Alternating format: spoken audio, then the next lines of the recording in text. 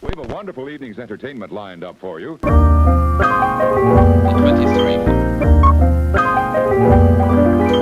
Hey, what is up you guys? This is Steffi, aka In My Humble Opinion, and welcome back to another IMHO Film Club movie review.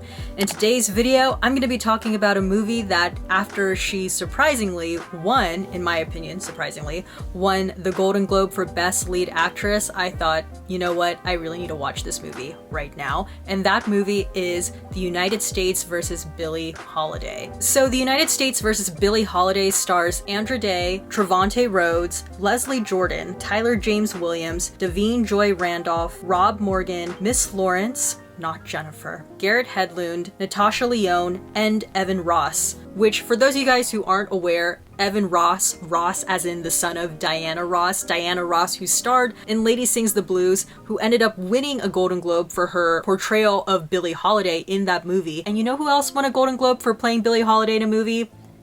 Andra Day. You know, full circle moments here. But this movie was directed by Lee Daniels, written by Suzanne Laurie Parks, based on the book Chasing the Scream by Johann Hari. So, The United States vs. Billie Holiday follows Billie Holiday, played by Andra Day, during her career as she is targeted by the Federal Department of Narcotics with an undercover sting operation led by Black Federal Agent Jimmy Fletcher, played by Trevante Rhodes, with whom she had a tumultuous affair. So, as in all my movie reviews here on this channel, I'm going to be talking about my personal pros, cons, and then I'm going to give my overall rating and review at the very end, so let's get right into it.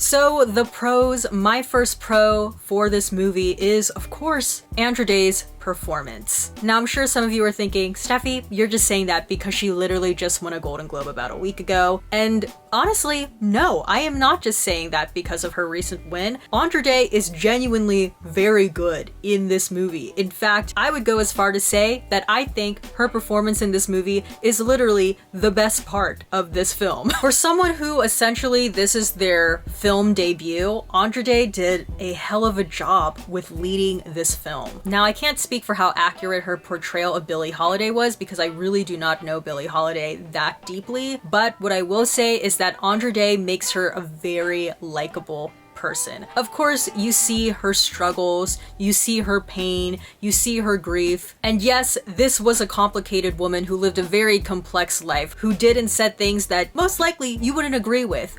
But by the end of the movie, I did feel some level of emotional attachment to her. And I think if you feel that way about a character, that's a testament to the performance. And in this case, that's a testament to Andra Day's portrayal. And again, this is especially coming from someone who doesn't really know much about Billie Holiday aside from the fact that she is an icon. On a separate note, I additionally also think casting Andra Day specifically to play Billie Holiday was smart because she's a singer, so this wasn't a Bohemian Rhapsody sort of thing or any typical biopic where you do hire an actor who maybe can't sing that well. Andra Day is a singer, and she sings quite a bit in this movie. So from that perspective, I do think it was smart to cast a singer to play an iconic singer.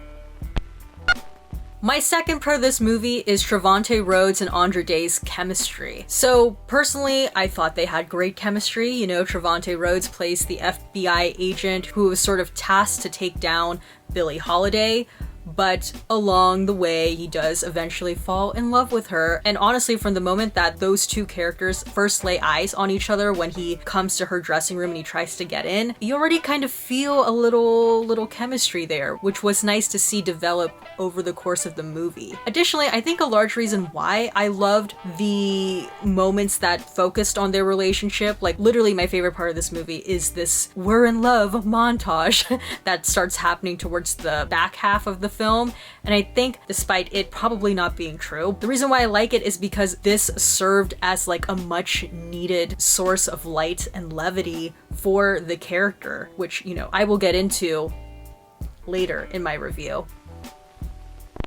Alright, my third pro to this movie was learning the cultural impact and significance of the song Strange Fruit. So Strange Fruit, for those of you guys who don't know, is a song that was performed by Billie Holiday, and it lyrically is about the lynching of Black people. And during this time, when Billie Holiday would perform this song, she would actually get in a lot of trouble because they wanted her to stick to singing love songs, singing songs about subject matters that they weren't uncomfortable with. But singing about the lynching of Black people obviously makes a lot of people uncomfortable. And honestly, this element of this story is a huge crux to the plot because yes, while the FBI were trying to track down Billie Holiday because of her drug use, they ultimately were using that as a way to shut her up from singing this song because they didn't want this Black singer to be singing about real issues. And I think that's just such an important facet to her story, to her legacy, because I still feel like this is something that we see with even today's current Black singers and sports figures, or just people who are very high in notoriety. It's just this basic idea that people feel uncomfortable when their entertainers are doing more than just entertaining. They get uncomfortable when they actually start speaking up for themselves, speaking up for their people, and speaking up about real issues that are affecting their own community. The general public sometimes only want to be entertained. They don't want to learn or develop some source of empathy for the people who are actually their source of entertainment. All right, now let's move on to the cons. So my first con of this movie is that it is very long. So I believe the running time for the United States versus Billie Holiday, I believe, is 2 hours and 2 minutes. It might be a little bit more than that, but it's definitely more than 2 hours. Man, despite that already long running time, this movie manages to feel even longer.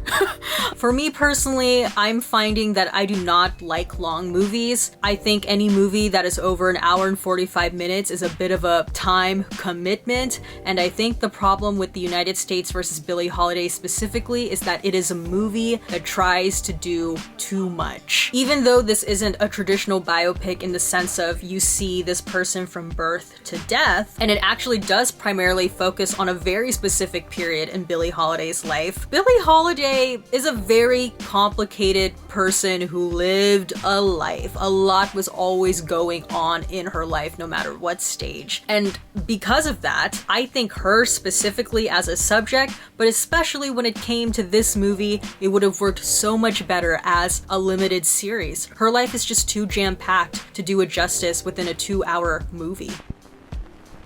My second con of this movie is the Billie Holiday and Tallulah Bankhead erasure. Now, this was something that I definitely did not know about this particular aspect of Billie Holiday's life before walking into the film. And additionally too, I think it's important to say that I don't think a person's existence should be solely defined by the relationships that they had in life, whether that is heterosexual relationships or queer relationships. I think our existence here on Earth is more than just the people we hooked up with. But I think the hinting at that relationship is what really annoyed me. They never explicitly wanted to show or state what that relationship really was, which is also kind of ridiculous when you think about how they used that relationship in the trailer. In fact, the trailer showed more of this relationship than the actual movie did. And honestly, I feel like when you erase any person's relationship, but especially their queer relationships, it does such a disservice to that person and their story. And if you're going to go out of your way to portray this person's life story on screen, but then skirt around this particular relationship, like why are you telling this person's story to begin with? And it also just makes me give additional side-eye because after watching this movie, I did some research on my own, and apparently that relationship with the FBI agent probably did not even happen. It seemed fictionalized based off of a single sentence in the book. Yet this relationship that Billie Holiday had with Tallulah Bankhead has been cited in numerous sources, yet the fictional relationship got way more screen time than the actual real relationship. So Lee Daniels and company, I don't know what you're doing, but My third con of this movie is just the sad and depressing portrayal of Billie Holiday's life. So this was something that I was kind of alluding to earlier, but because this is a film that primarily focused on the later years of Billie Holiday's life, that particular period, she suffered quite a bit. There was a lot of pain, there was a lot of grief, and so because of that, we just mainly saw her suffering through most of the film. We really weren't given that many moments of light and levity, and I just feel like when that seems to be the overall tone of your movie, on top of the fact that this is a long 2-hour movie, it just feels so heavy and it just drags even more. And my fourth con of this movie is that there are some weird stylistic choices. Mainly the use of the crossfades. There are so many crossfades in this movie that if you took a shot for every crossfade that you saw, you too will be seeing Billie Holiday in a couple of minutes. Honestly, it was as if Lee Daniels didn't know how to end or transition his scene from one to the next, and the crossfades were just very distracting. Alright, so my overall rating for this movie is a B-.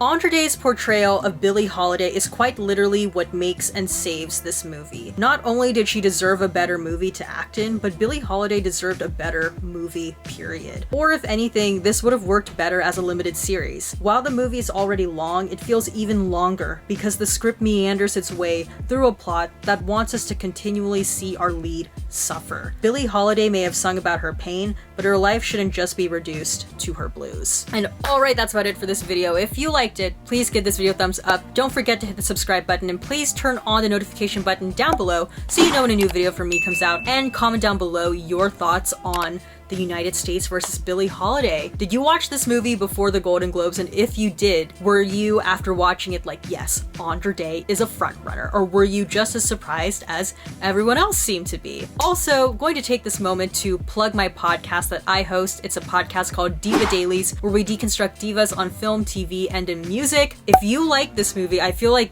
this podcast is totally up your alley because we talk a lot about different pop diva icons, legends. So definitely check it out wherever you listen to your podcasts. Currently we're on hiatus, but there are about 50-something episodes, I believe, that are available for you to listen to. And alright, that's about it for this video. As always, everything I said was just my own personal thoughts and all my humble opinion, and I will see you guys in the next one. Bye!